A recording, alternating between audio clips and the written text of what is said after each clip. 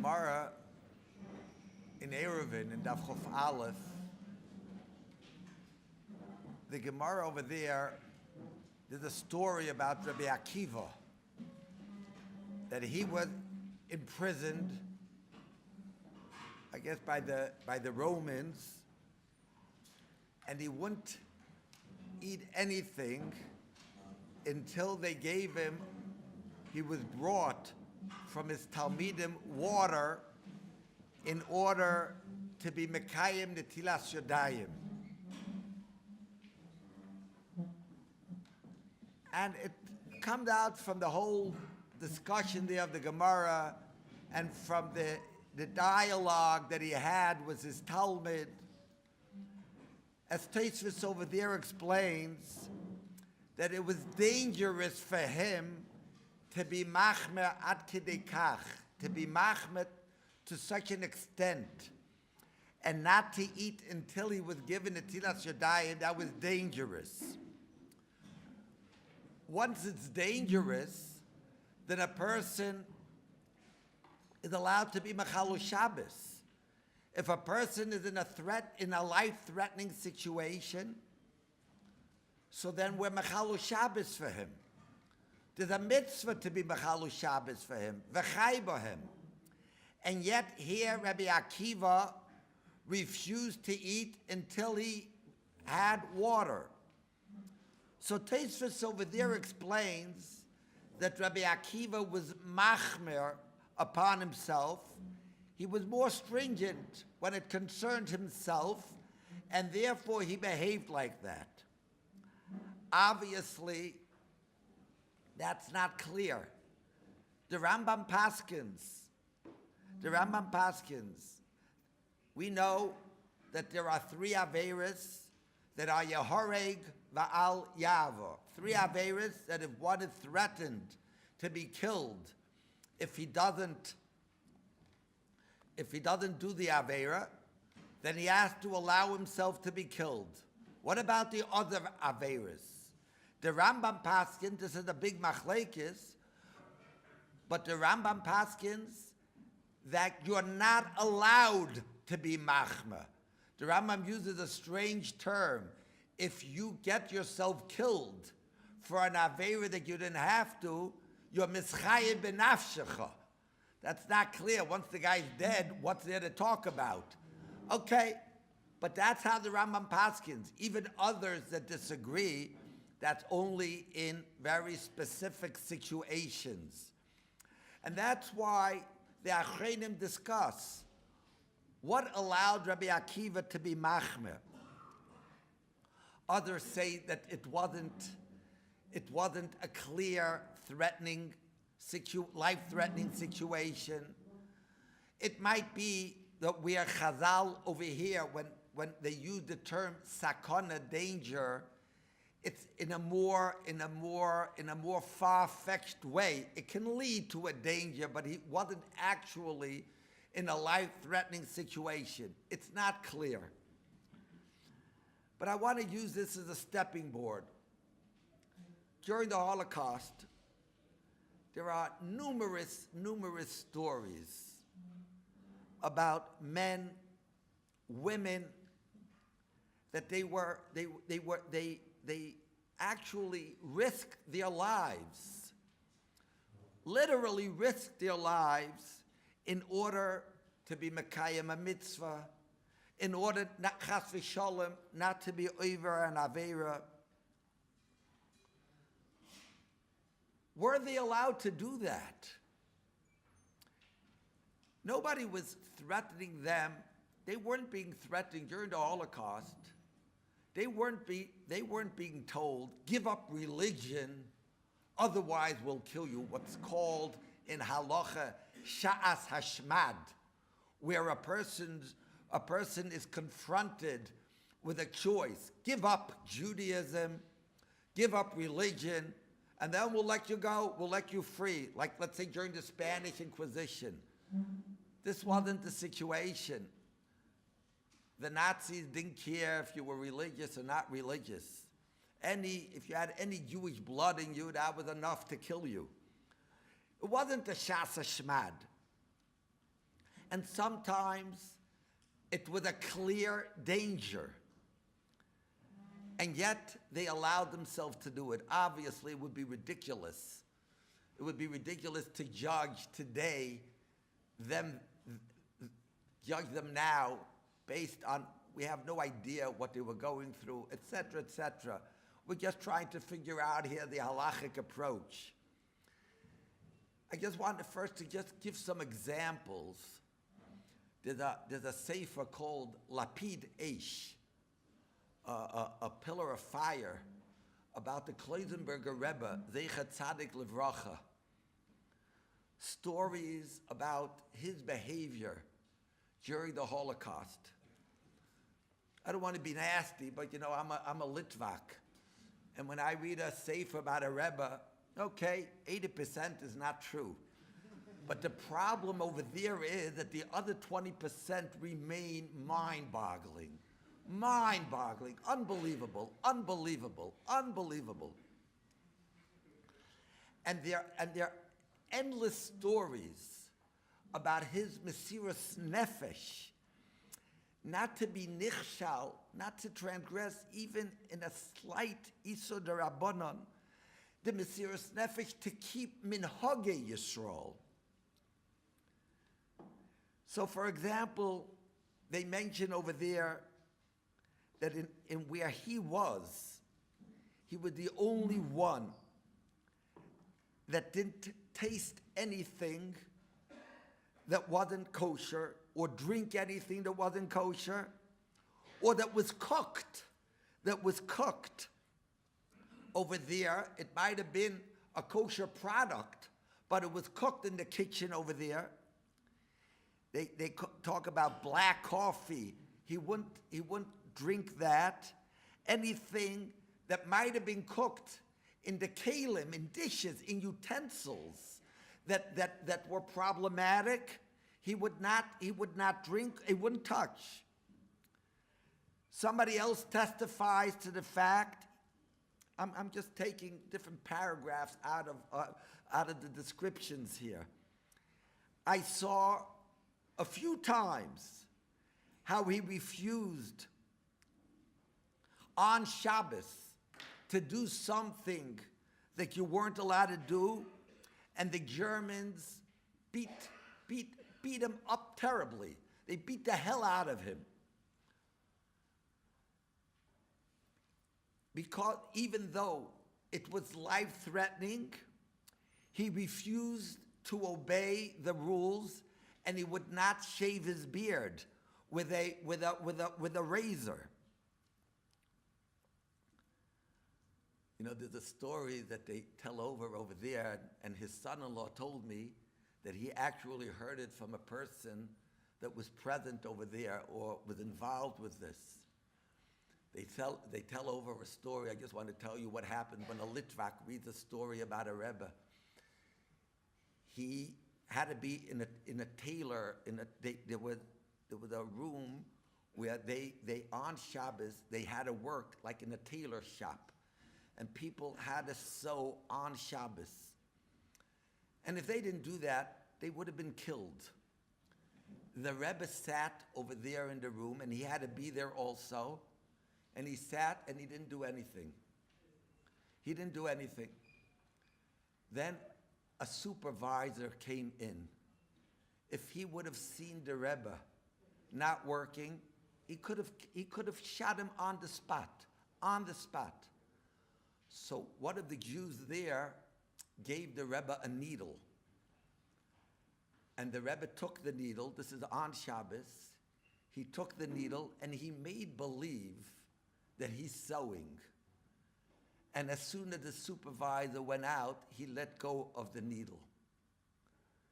Now, when they tell over the story, they seem to be saying that because the Rebbe had no choice, so he had to move a dvar muksa, something that's muksa on Shabbos. He had to move that in order to save his life, which, of course, was not only permissible, but al pidin, he would have to do that. But they give the impression as if the Rebbe, this holy, holy, holy Rebbe, was nichshal in a Isa Rabbanan of Muksa.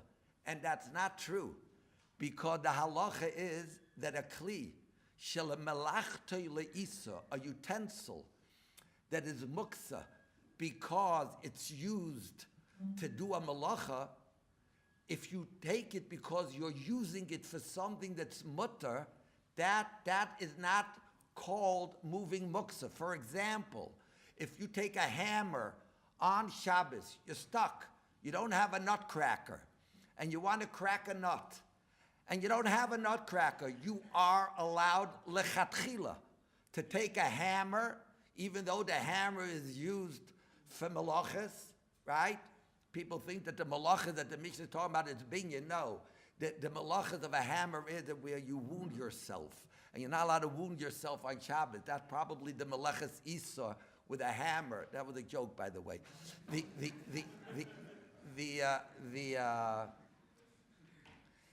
So you're allowed to take the hammer and crack a nut with it. That's called using a kli.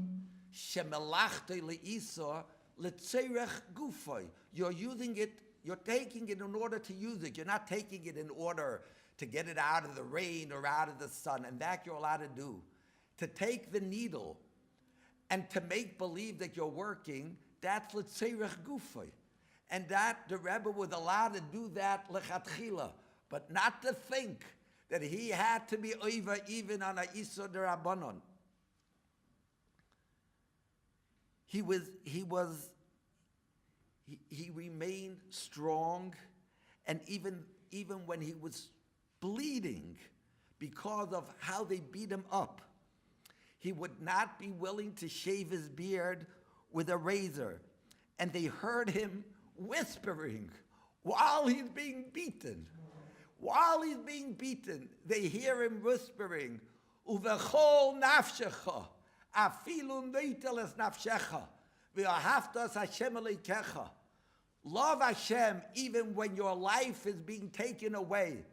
And that's where we express our willingness to be moser nefesh on Kedushas Hashem. So they heard him while the Nazis are beating him up. They hear him saying, Uvechol nafshecha.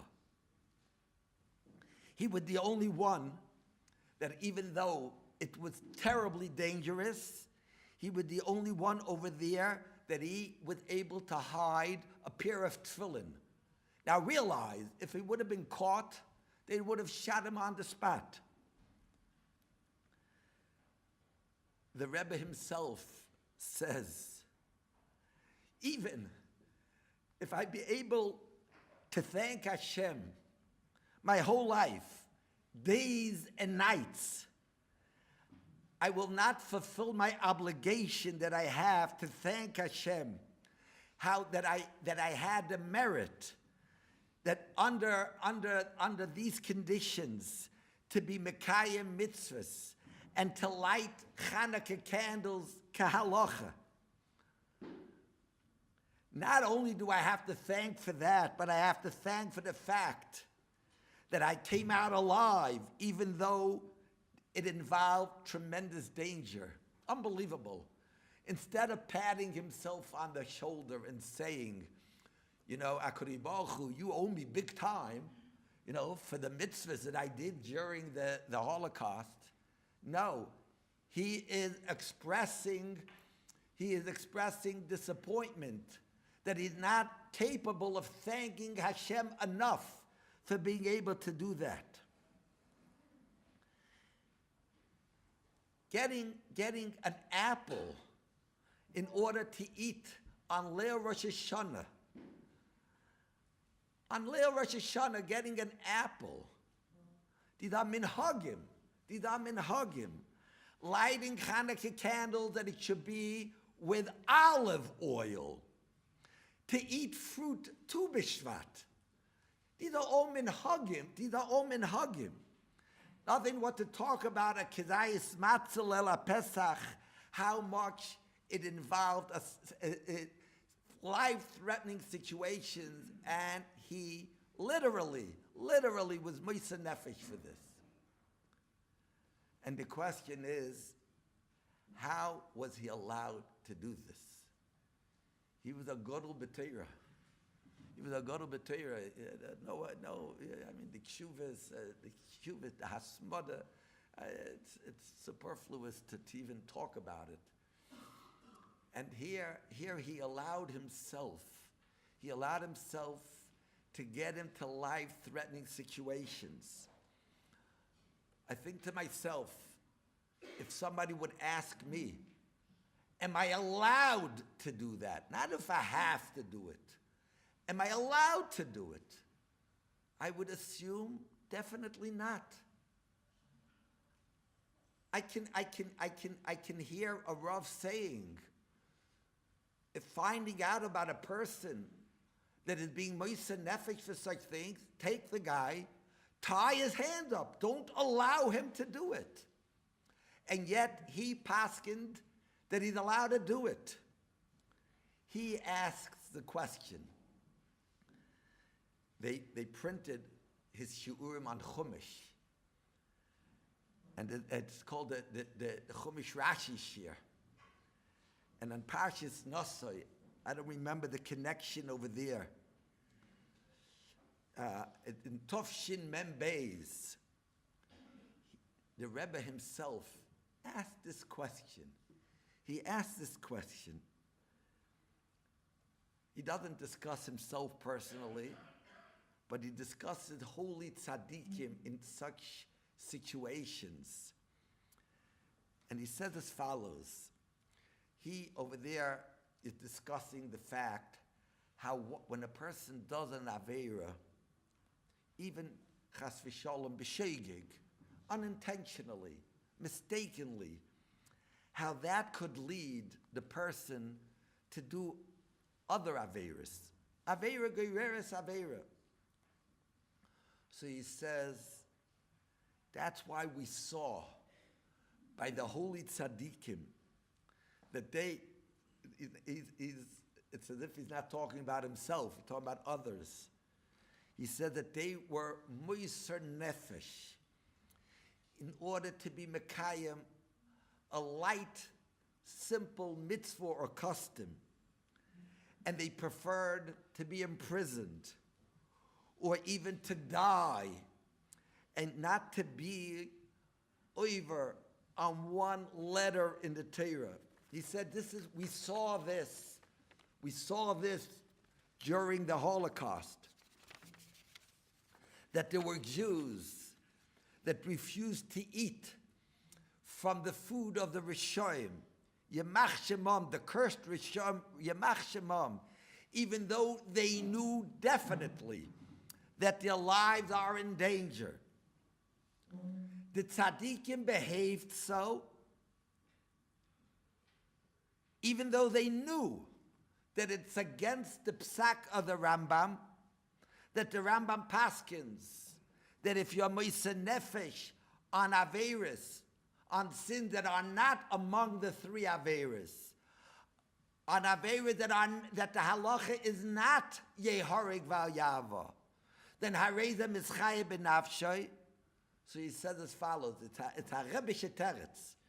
He says as follows, they were choishish, they were afraid, they were wary that if they will perform even a slight Aveira, and especially if they will eat something that's not kosher, this will affect their soul. And from there, it could cause them to have doubts in their faith.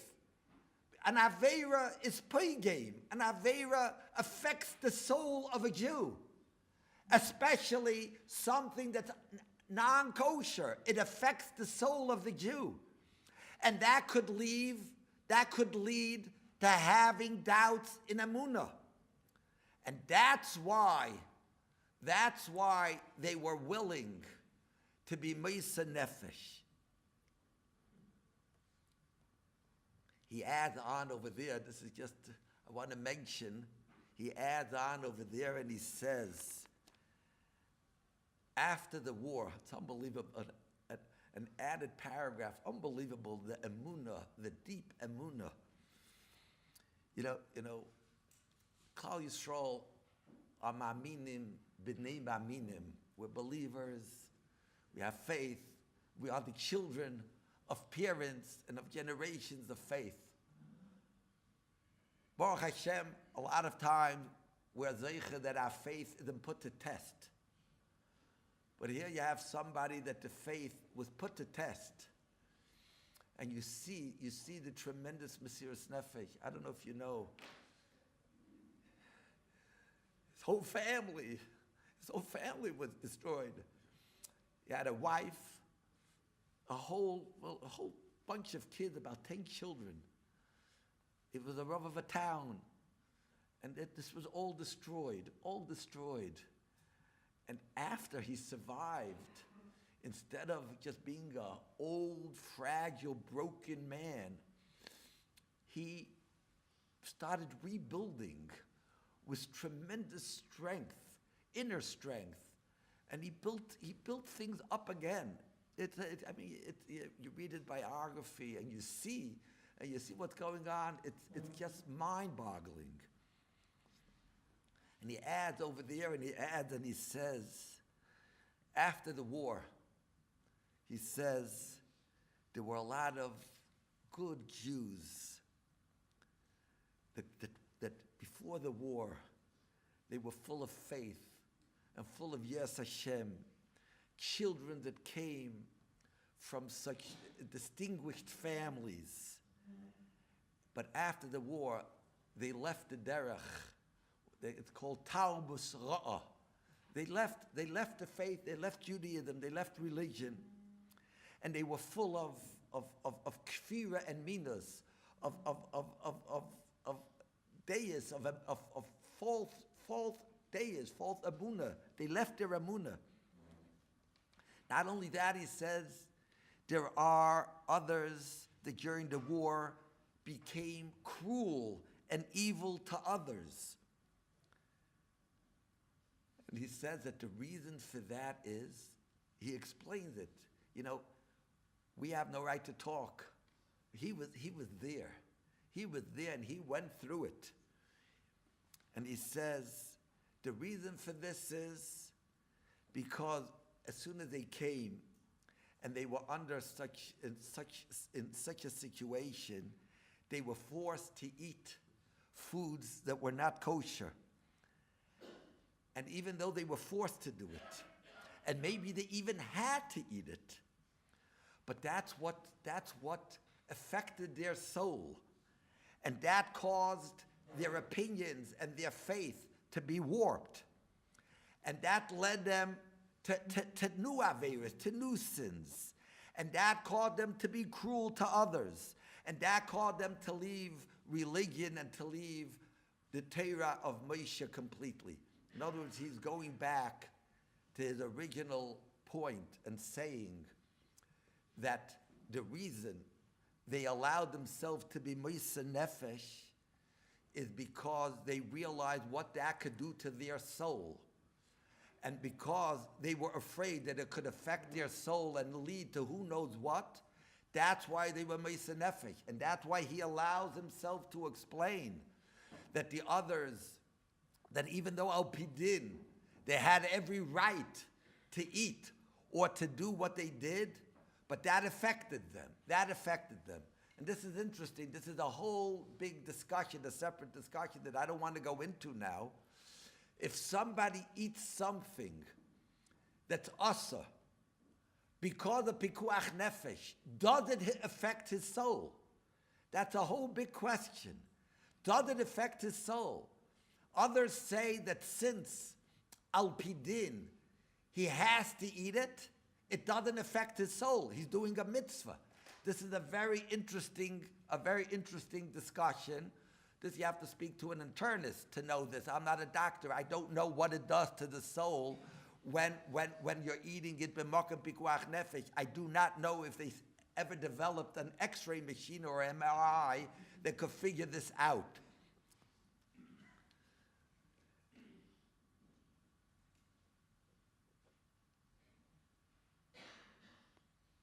The Rambam, when the Rambam doesn't allow to be Mesiras Nefesh to be moisa nefesh, even on an avera, that does not demand mesiras nefesh, the Rambam seems to be ignoring this whole approach.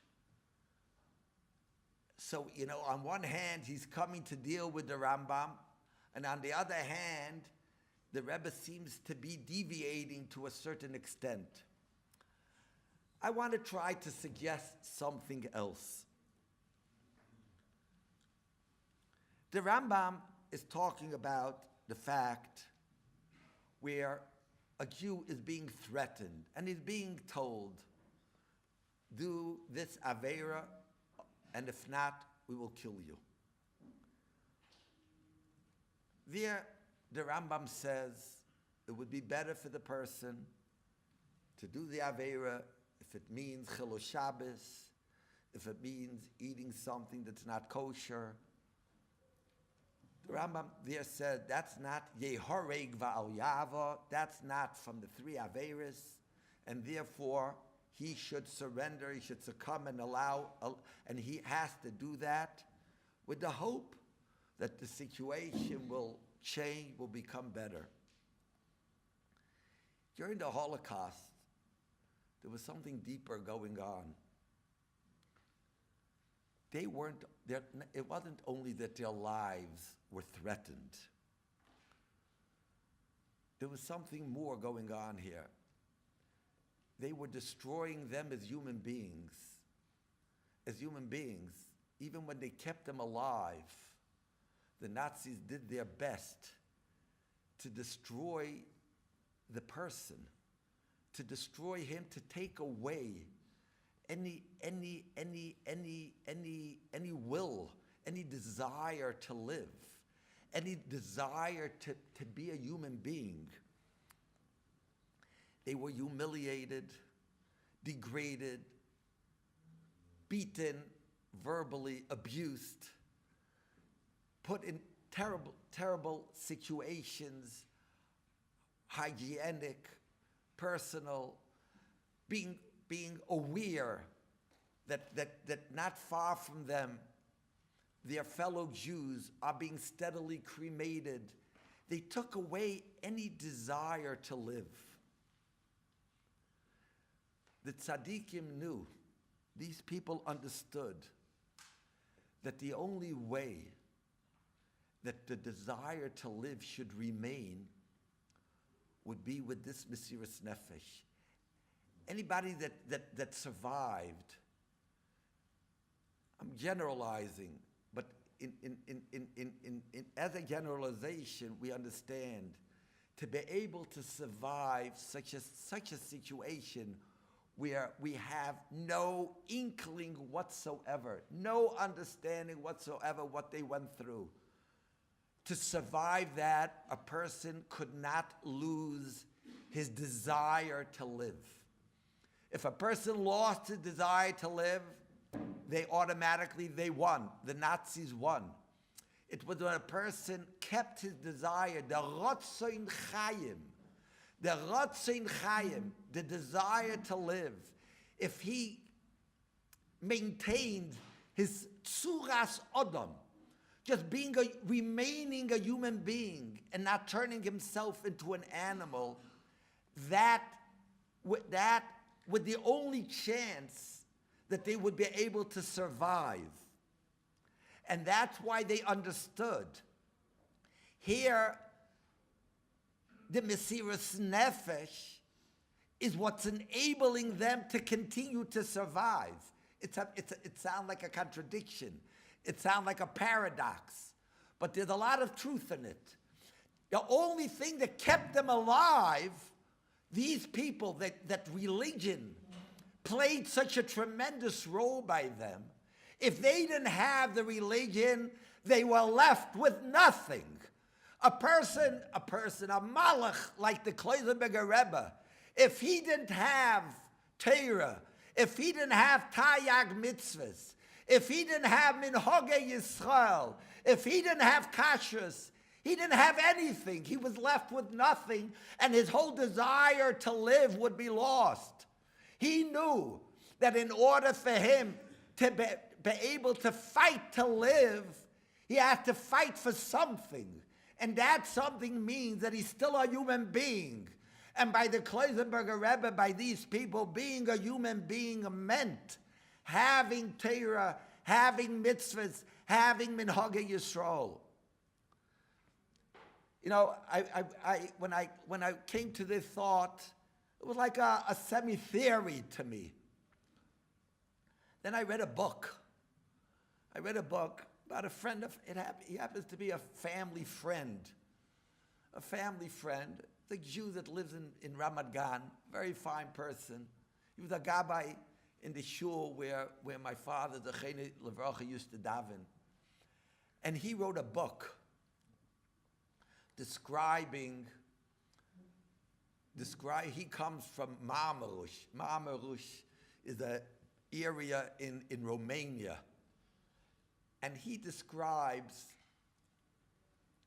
he as a kid and then growing up during the Shoah, and he describes it as a person coming from there. And he writes about his family, about his uncle and maybe a great uncle, and he describes as follows. He says, not hunger and not the oppression that was in the ghetto, not the fact that they lost all their values, their homes. That's not what killed these three zkanim, these three elderly people. The fact that they were evacuated from their warm home, from where they lived, where their fathers lived, where their forefathers lived, that is not what broke them. The gzeira, this is a person clean shaven that I'm talking about, but look how he describes it. He said the gzeira, that they had to shave off their beard and payas. That's what broke them. That's what broke them. It humiliated them. It took away their whole tselem elokim, the feeling of being a human being. Through that, when this was done through the Nazis and the people that were helping them, this took away any desire that they had to live. And this is what quickened and hastened their death. When I saw this, I realized that without understanding, without really being able to appreciate and to realize what they went through, but maybe this is what was behind it. A person has to have a feeling that he's still a human being. He's still Jewish. He has a tzuras Adam. He's still a human being. He's a tzelem Elokim. He's still the creation of Hashem. If a person is taken and destroyed spiritually, he has nothing left to live for. That's the biggest pikuach nefesh. That's the biggest pikuach nefesh. And that's why they allowed themselves to be meisa nefesh. I want to read to you a story that I came across not long ago. This is written by a Rav that was a Rav already before the war in a town, I think in Hungary or in Romania, Weizen. And I think later he survived the Holocaust and he came to America. The Weizener Rav, that's what he's called. And he tells the following story. He's describing a situation in Auschwitz. And he talks about the transport. He says as follows: the reason I remember this specific situation, this is an introduction to a sefer of his, written Mekakshe Hashem by Reb Tzvi Hirsch Meislich. And in the introduction over there, he describes what he went through during the Shoah. He says as follows: Beroiv Chazdei Hashem, because of the goodness of Hashem, and miraculous miracles, I was able to bring one shofar into the camp. And on Rosh Hashanah, I went from block to block. I'm translating from the way he wrote it in Hebrew. With a shofar in my hand to blow. And even though it was a big, life-threatening situation, b'sakonas nefoshes gdoila, it was a big, life-threatening situation that the Nazis or the evil capos should not realize what I'm doing. Blessed is Hashem, and blessed is His name, that I was zeicha with His great mercy and goodness. They're thanking the Rabbeinu Shalom. Look at this. They're thanking the Rabbeinu Shalom that I was able to blow on that Rosh Hashanah about 20 times the 100 voices, the 100 kolos that you have to hear. About 20 times I was able to do that.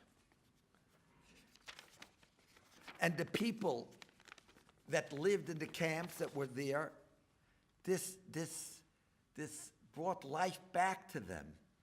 And it calmed down their conscience that at least, even though they're in Auschwitz, but they're able to be Mekayim Kiyas Shofar on Rosh Hashanah. You see, he's also describing it like that what it did to them as a human being, what it did to them as a person. Okay, so he says as follows. This transport had about 1,000 people that was sent there from the first day of Rosh Hashanah, and they didn't have a chance to hear shofar because of everything that was going on there.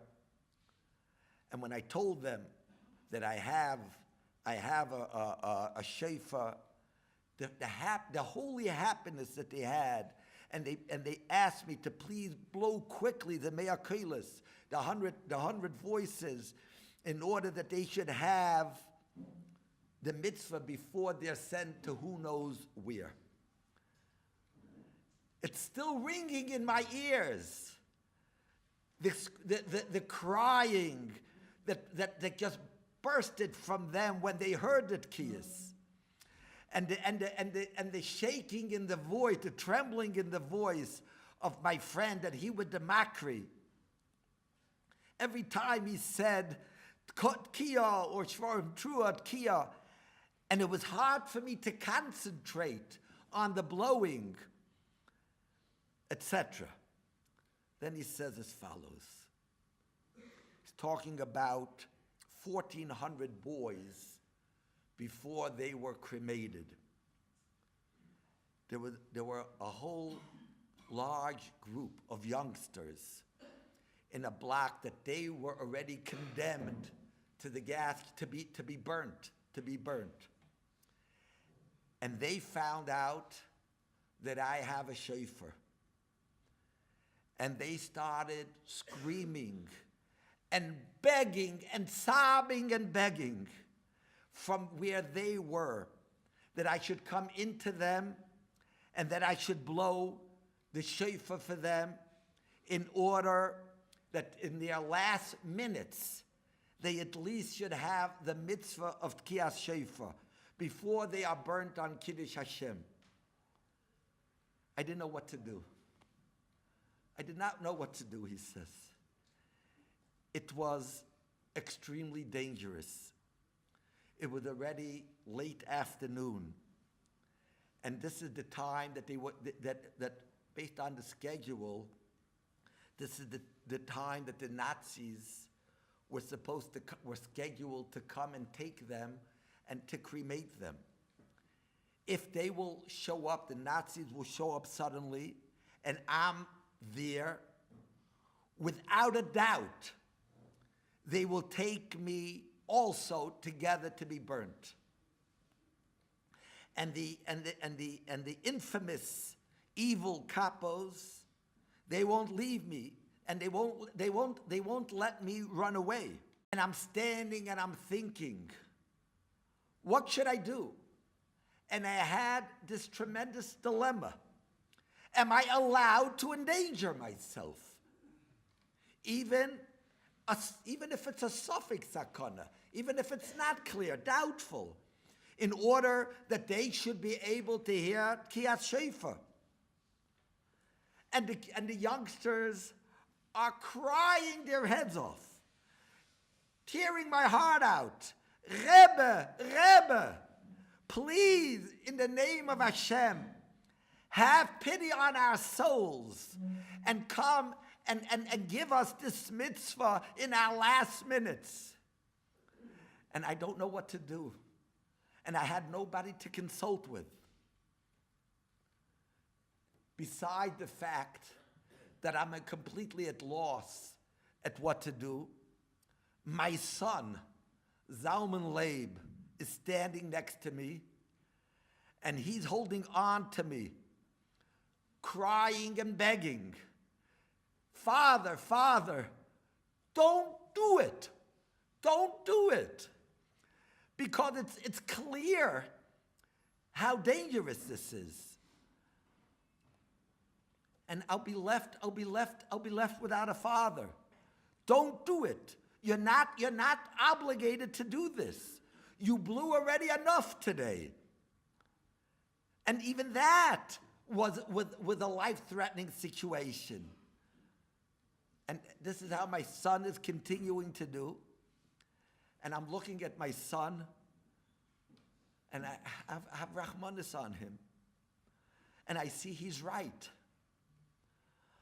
On the other hand, the screaming and the crying of the youngsters just couldn't resist. And it created such a Rahmanis by me. Maybe this mitzvah will serve as protection to them. And there were among these youngsters, there were people, adults, Hasidim, and Anshe Maisa, that because of the begging of the youngsters, they joined in, saying there's still time, and you'll have a chance to go in and out. And they were telling me about shluchei mitzvah einam nizoikim. A person that is doing a mitzvah will not be hurt. And we all know that the Gemara in Psachim, that where shchiach hezeka, where the risk is obvious, or it's in front of us, then that halacha does not apply. I came to a decision. Whatever will happen, I will not refuse their request. And I will not listen to the begging of my son. And I started negotiating with the evil capos that they didn't want to let me in. I already thought that soon it's going to be too late and I won't have the chance. But after begging from others also, and money, a huge amount of money that people gathered, so they agreed to let me in. But they warned me that if I hear the bell by the gate, that means that the SS is coming into the camp, and then I'm finished together with the kids, because they will not let me out. I took upon myself everything, and I came into the kids. Just what? I told my son, Zalman Leib, that he should stand on the street over there and to look at a distance and to see if they're coming or not, and then he should right away run and let me know, and then I'll leave, even if we'll be in the middle of the Tkiyas. And he writes as follows: he writes as follows, and he says, it's very interesting. He's writing this years later. He says, the truth has to be written. This decision did not coincide with the halacha. I knew well that according to the halacha, I'm not allowed to endanger myself, even in a slight risk, because of the mitzvah of Tkiyas Shofar. So he says, so then where was my decision coming from? I find this fascinating. Years later, he's discussing this objectively as a Rav, as a Ish Halacha. And he says, the main reason for my decision was because I really didn't take my life seriously anyway. Who could know over there in Auschwitz how many days he has left to live? We saw in our own eyes every day thousands and tens of thousands of Jews were being killed and being burnt, or just dying on the fields from the work, and just dying like. So he says, I didn't give any significance to my life. And that was the reason that I came to that decision, even though I knew that even that doesn't have a source in halacha. Fascinating. He's apologizing. And he says, he describes later, he says, who has the pen and who is the writer that can express the feelings I had in my heart when I came to this enclosed block? He says, this is miraculous from Hashem that my heart just didn't explode when I saw all these youngsters. They were all crying, sobbing, with hot tears, screaming, and they all came running to kiss my hand. That's a minhag in Hungarian Jewry. You kiss, the Sfardim have that in Hungarian Jewry, that they kiss the rabbi's hand. They all came running to kiss my hand and my clothes. And wherever they could touch me, and they screamed, Rebbe, mercy, mercy. Things that I never heard. Some of them were my students from where they came from, and he says, from my community. When I started to say before the Tkiyas, Min Amei Tzar Korosika, the psukim before the Tkiyas, they all started screaming, begging that I should first give them Mussar. I should drasha before the Tkiyas. And they begged and begged. And they didn't let me continue with the psukim. He says, I became so emotional, I couldn't talk. I couldn't open my mouth. And not only that, I was terribly frightened. Just every second that I'm remaining there was dangerous. And it's getting night.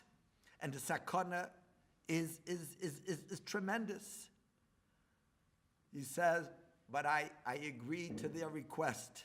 And I said, no matter what happens to me. And he writes the drasha. He writes the drasha that he said then. A whole drasha.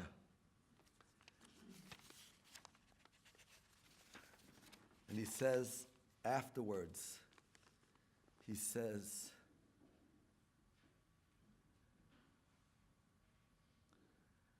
I can't resist to say, and I want to tell future generations, the tremendous Mesiras Nefesh the holy words that I heard from the young boys just before they were being taken out to be burned. There's no happy ending here. There's no, I don't keep your hopes high. There's no happy ending. They were later burned to death. After the Tkiyas, when I wanted to ready to go out and leave, one boy stood up and screamed, was crying, friends, chaverim, chaverim. The Rebbe gave us words of encouragement that even a Jew, even if a sword is lying on his neck, he should not give up his faith that he could be saved. But I'm telling you, we can hope for the best, but we have to be prepared for the worst. Lemad Hashem, brothers, let's not forget the last minute to scream with kavanah, Shema Yisrael. And they all together, with a tremendous voice, they all together started saying Shema Yisrael, crying, and with tremendous emotion. And then one of them got up and said, we're not thanking the Rebbe, we're not giving him a yishakayach for the Mesiras Nefesh that he did to give us the last mitzvah of Tkiyas Shofar. But let's all of us bench him together, give him a bracha, a blessing, that he should be zeicha to survive, to get out of here. And everybody answered, Amen v'Amen. On the way out, the boys came over to me, crying and begging, maybe I have a kezayis bread, a piece of bread to give them, that they should be zeicha to be mekayim the meal of Rosh Hashanah. Already 24 hours that they were enclosed in this block, they had nothing what to eat, not food and not water. And they felt that al pi halacha, it's wrong to fast on Rosh Hashanah. Understand what's going on here? They're fasting 24 hours, and the problem is fasting Rosh Hashanah. Unfortunately, he said, I had no way of fulfilling their request and to come back to the block. This terrible day was a fasting day for them. And from the fasting, they were taken to be burnt. Hashem yinkoim nikmas domam b'mehera. That koyach of Mesiras Nefesh, you know, I read stories like this, and I ask myself, chas v'sholem, where would I be in such a situation? What would I be capable of? It's a question, you know, it's easier to ask, what about our children? You know, it's much easier to discuss it about the next generation. I'm asking about myself. I don't know, and I don't want to find out. And because I don't want to find out, every morning, I daven al tevieni lo lidei nisayon v'lo lidei vizayon. I don't know. I have no idea. I do know. Talk about myself. It wouldn't be nice if I said about everybody else. At least about myself. We're spoiled brats.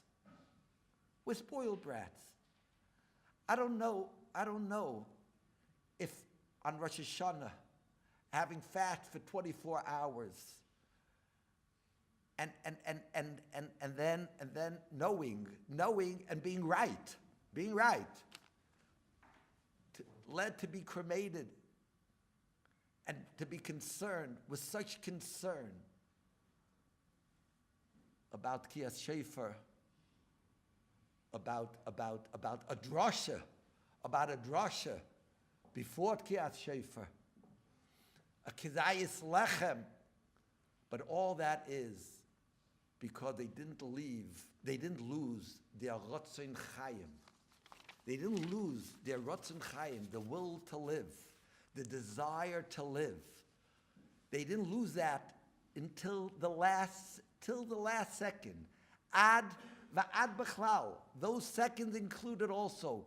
They never lost their desire to live as a Jew, their desire to live as a human being. As a human being by them meant Kiyas Shefer. As a human being meant by them a Suda Rosh Hashanah. A human being by them meant hearing a drasha before that. And they never lost that. They never lost that Ratzon Chayim, that desire to live. Because everybody has a desire to live. But when the desire to live is based on a desire to live with Kiddush Hashem, so then even when the person is in such a situation, he doesn't lose the desire at least to die. I'm dying, but to die as a Jew, to die as an Eved Hashem, to die doing Ritzono Yizbarach. Hashem Yimkoim Damam B'Mehera.